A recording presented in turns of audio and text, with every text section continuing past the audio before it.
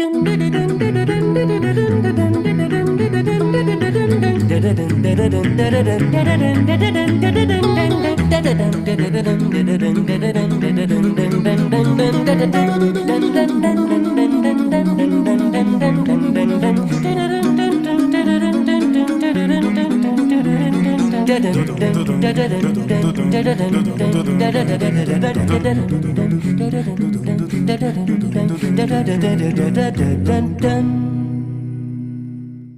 evening, ladies and gentlemen. We're so glad to welcome you as part of our community tonight. Please note that this webinar is being recorded and distributed live stream. By entering this virtual meeting room, you give your consent to be recorded and distributed live stream by Vienna Live with Simeon Moore and other third parties. If you prefer to not be recorded, please go to the LinkedIn Live feed I have just placed in the chat room.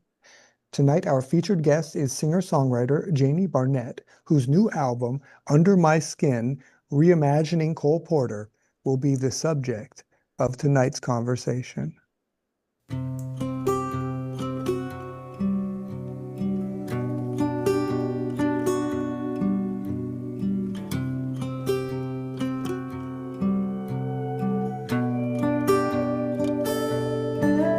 I've got you under my skin. I've got you deep in the heart of me, so deep in my heart, you're nearly a part of me. I've got you under my skin. I tried so not to give in. I said to myself, this affair never will go so well. But I'll try to resist, but darling, I know so well that I've got you under my skin. Welcome, Janie. So happy to be here. Thank you for having me. Janie, so tell us a little bit about where you come from, how your musical tastes were formed, and why you decided to become a professional singer-songwriter. Well, I'm from the Northern Virginia area. My parents were Washington folks who worked in the scene there, and I was there until my late teens when I came north for schooling. And I've got to say, in answer to the how did you decide to become professional musician, the truth is, like, when you grew up as I did, where people were expecting you to be a lawyer or a labor expert or a journalist, you really thought you were going to do something else. But when the arts gets a hold of you, sometimes you can't say no. It's kind of that question, can you live without this? Because it might be smarter to go over here and do this profession. But no, I couldn't live without it. And I had a lot of immersion in many different kinds of music growing up in the DC area. And then going north, the school I went to, I was exposed to a lot of profound jazz music as well as rock music. And it all kind of pulled me in and wouldn't let me out. Yeah. And so you said you had all these influences, but what was the moment when you knew, okay, I can't do without this. I can't live my life without this. Yeah. I had, I was in the DC area, there was something called the Folklife Festival that the Smithsonian ran. And so as a young teen, I was exposed to all of the rich folk music of the world. But particularly, like the New Orleans area. And then when I came north, the jazz, right? And so when I graduated from high school, so you're 18 then, and you go to college or you don't go to college. Well, I had gotten into college, but I said, let me take a year off and play music and with my friends, and let me see what happens. And this is what happened. I did eventually go to college, but it was at that point, right before, I reached my 20s that I thought, I think I can do this, and I think I have to do this. Yeah. Hey, let's listen to our next, watch our next music video. What a privilege. This is You Do Something to Me.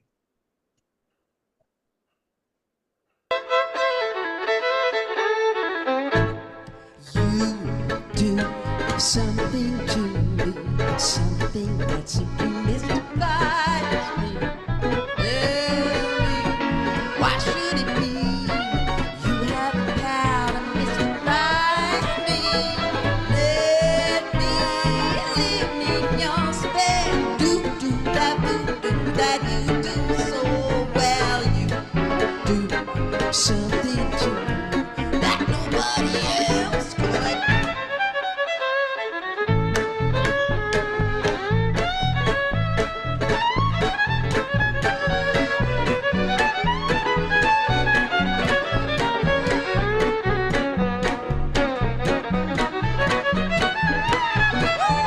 Let me live neath your spell. Do that you do so well.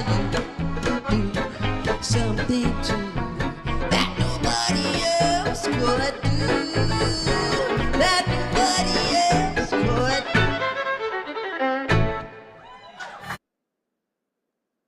Wow.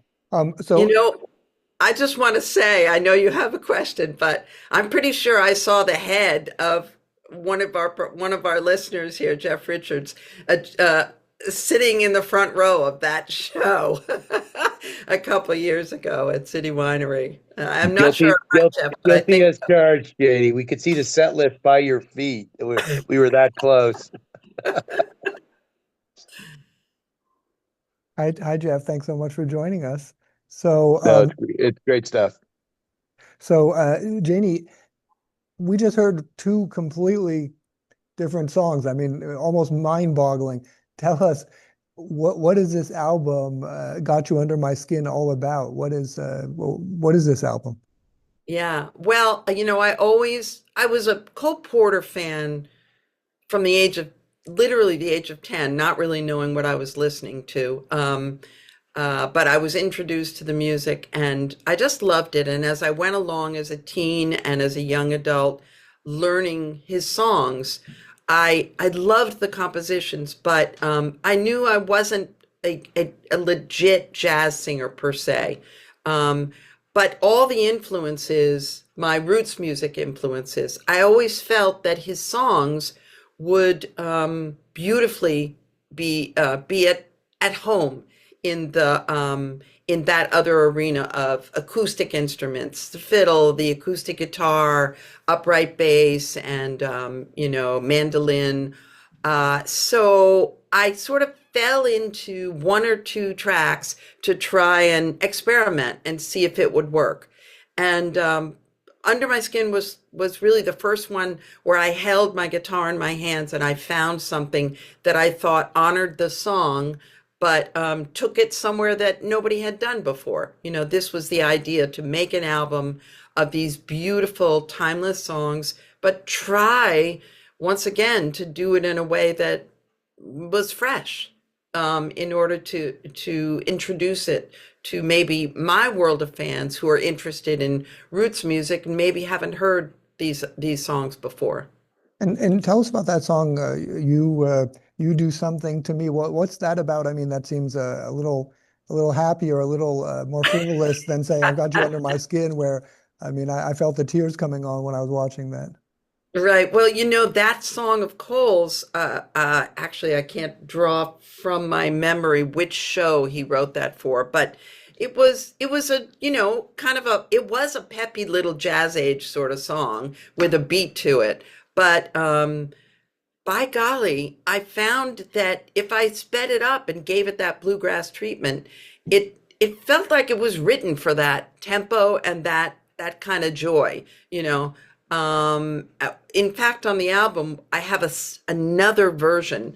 I have two versions of that song because the other one is this crying and dying late at night, just like kill me now moment of, you're killing me because I love you so much. And this one was like, what the heck? I'm happy that you're destroying me with this love I have for you. So, that bluegrass tempo is a beloved tempo. It's the only one on the it's one of two songs on the album that has that up a tempo. I thought, well, hell, we all deserve to be that happy once in a while. Okay, let's listen to our next song. This is In the Still of the Night.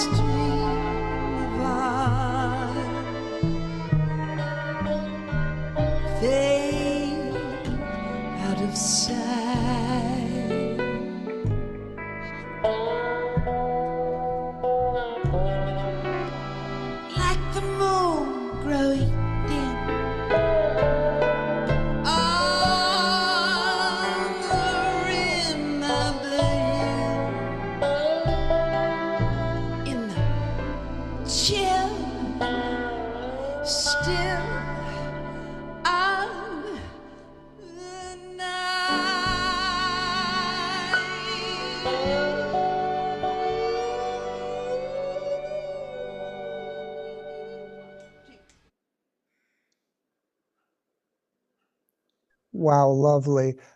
So Janie, how did you pick the musicians for this? When I look at that stage, I have trouble counting all of the musicians on stage. I have Yeah. even more trouble counting all of the different instruments. I don't know what some of the instruments are. Tell us, how did you choose this eclectic group? Yeah, we usually go out with 7 people on stage, sometimes 8. Um, I wanted to draw on the musicians, a combination of the musicians I played with for many decades, who already kind of understood my musical sensibility. You always, no matter what your profession, you want to work with people you love, or at least you like to be with, and you can collaborate with, no matter what you're doing. And so I needed that to be a core. But I also had a wish list of, I was talking to a friend in the business. He said, you need to reach high for your true wish list of all the beautiful players in across the genres, the roots music and jazz, who you've always wanted to work with. And so I got that. Jerry Douglas and Victor Krause and Stuart Duncan. These are Nashville players who have really are at the height of their Bill Frisell, jazz, crossover jazz guitar player. These are all players who are highly in demand in the world, who I've always wanted to work with. And because we did so many of these tracks during the pandemic, they were home and they were eager to keep working and playing. So I would call them up and they would kind of say like, for sure, I'm in, and Larry Campbell was another, played with Dylan, and Larry Campbell is a multi-instrumentalist, kind of an artist who's perfect for a project like this. They play many different instruments, played with the Roots players, played with the Nashville players, just everywhere. And I got to say, really, I'm not sure I'll ever match this kind of experience where you get to work with your idols as well as your best friends.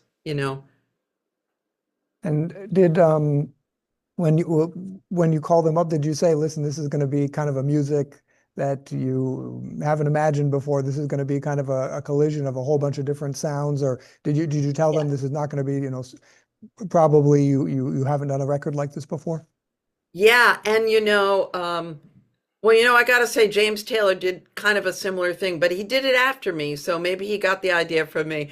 Um, Yes, and I think that's part of the enthusiasm is to try something different. You're looking for new experiences in life, and certainly in the creative worlds, in art. You don't want to just repeat. You want to find something new to try. You want a new challenge, and I think for these folks, it was a new challenge. There was also another challenge, which is because it was a pandemic, people were all working in their own home studios. So they would hear, like Jerry Douglas, I asked him to play on a song that Larry had already played on, and he's a huge fan of Larry's. He said, "Well, I'm going to sit here and listen to him, but I don't want to get in his way." So it was a challenge for everybody to find their little piece. And they all said, it was really fun to work with your friends, uh, hear them, but not see them and have to like respect them and find your little place. Almost like what I think happens. I'm a basketball fan. What happens on a basketball court where you're looking to be a team player, but you want to exercise your skills to your biggest capacity. Sounds like a challenge, not getting in Yeah. anyone's way while doing your best. Right. Right. So let's listen to our next video. This is True Love.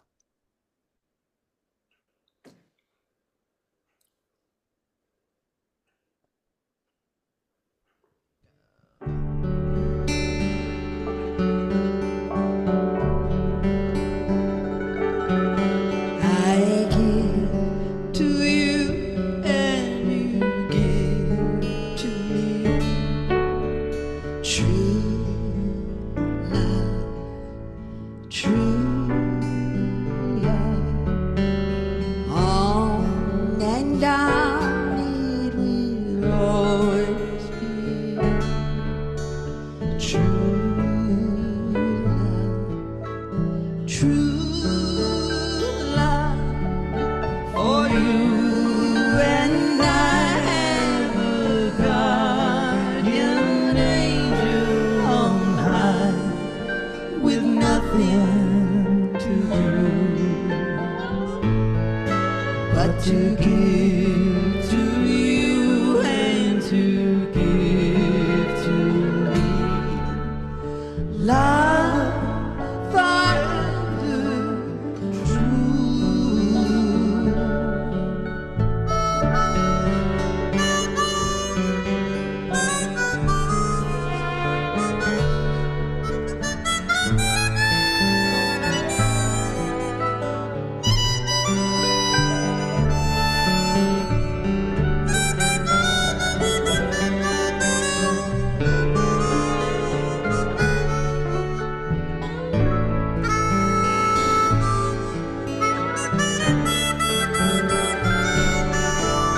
For you and I have a guardian angel on high, with nothing to do but to give to you and to give to me. Love forever true.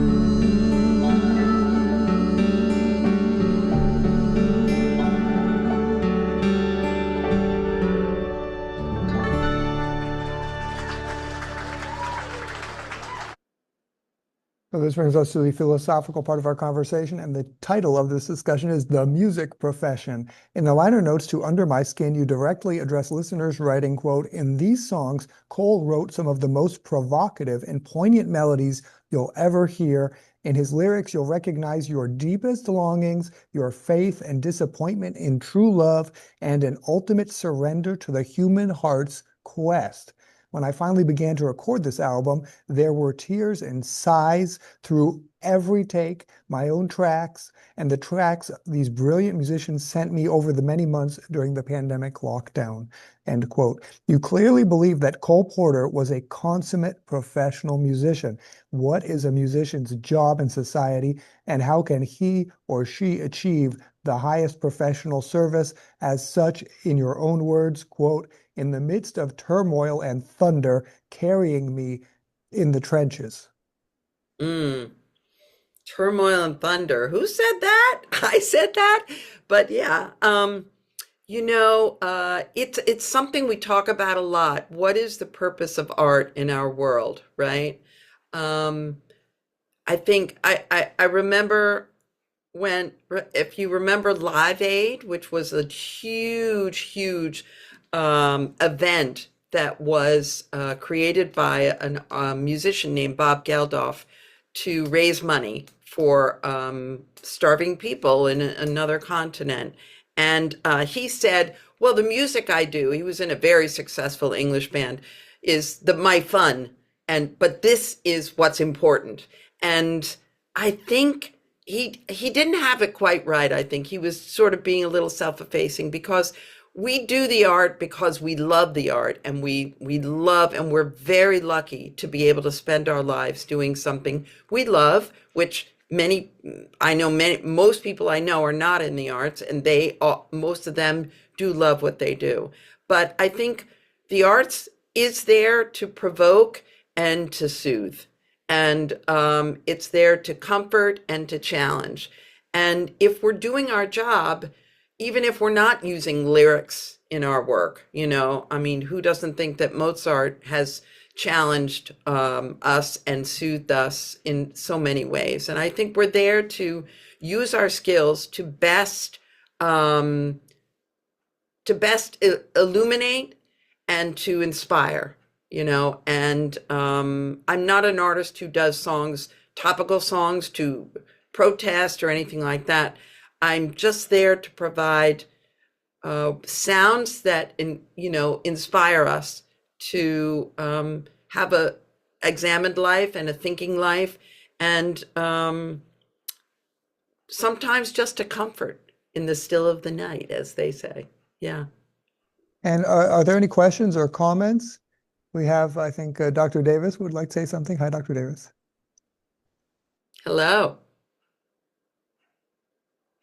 There you go. Just got unmuted. Wonderful talk. Thank you very much. Really hits me home. I didn't know Cole Porter, but I knew a lot of his work growing up, and great music. And you hit the nail on the head. You really do.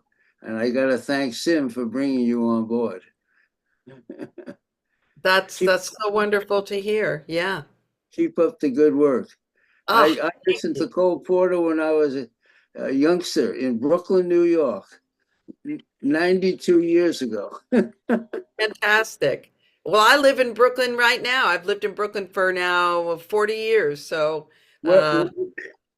What part of Brooklyn, if I dare ask? I now live in Prospect Heights. I'm very, very happy. It's a very nice spot. I know it well. I used to hang out in Prospect Park. There's no better place to be. In fact, I used to take my guitar out there and work out, sit the summer before the pandemic, and sit and play through the songs and try and figure out, what's what. I'm sorry I wasn't there. Me too. Thanks, Dr. Davis. Thank you, Sue. Thank you. So let's listen to our last song of the evening. This is You're the Top. You're sublime. Your turkey dinner. You're the time, baby, of the Derby winner. I'm a worthless check. I'm a toy balloon, faded soon to pop. Buddy, baby, I'm the bottom. You're the top.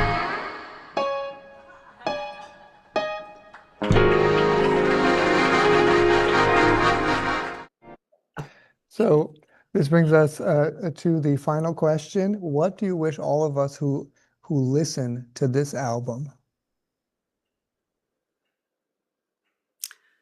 Well, I think I've kind of already said it. It's like I do think it's a sit in your big armchair and be soothed by the songs. That's for sure. And his lyrics are so deeply personal as well as universal. It's what every songwriter wants.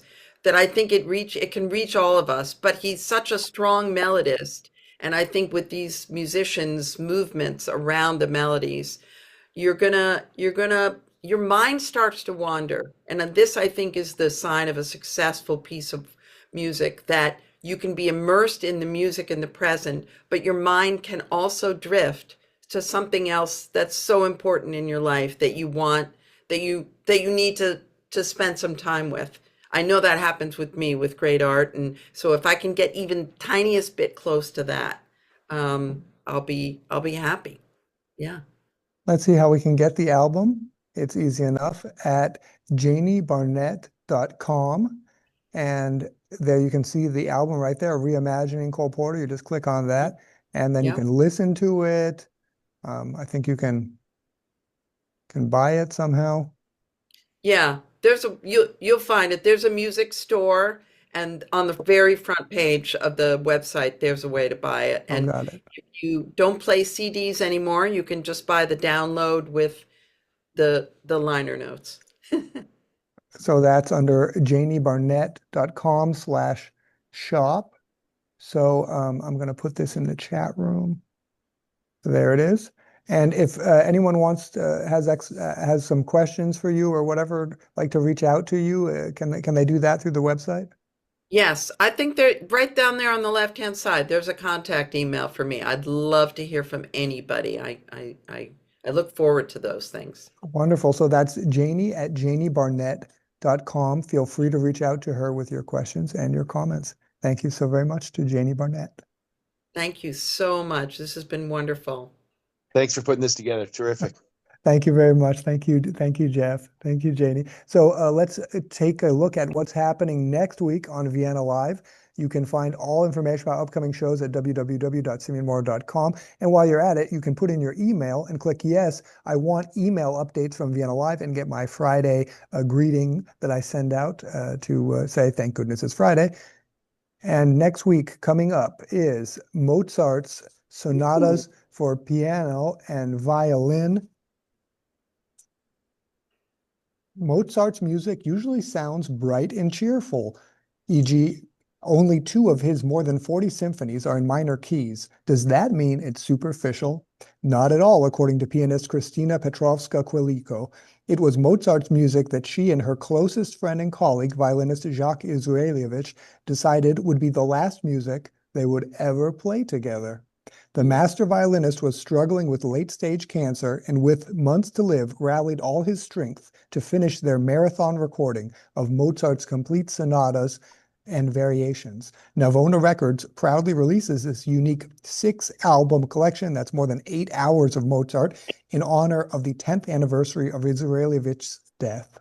Let's discover the extraordinary depth of Mozart's music. Once again, that's Mozart's sonatas for piano and violin next Wednesday, and all information about upcoming shows is available at www.simeonmora.com. Once again, thank you so very much to Janie Barnett. Thank you to Vienna Live sponsors Victoria and Frederick Mulligan. Thank you to Abby Moser, Agnieszka and Benoit Rivolet, and Mary Schlesinger for their support of this show. Thanks to my cousin Mike, a marketer from Layer App. If you're an architect or an engineer, they have a really cool tool you should check out. Most of all, thanks to you, our participants, who make it all worthwhile from Washington, D.C. and New York. Goodbye, and see you next Wednesday. Bye-bye.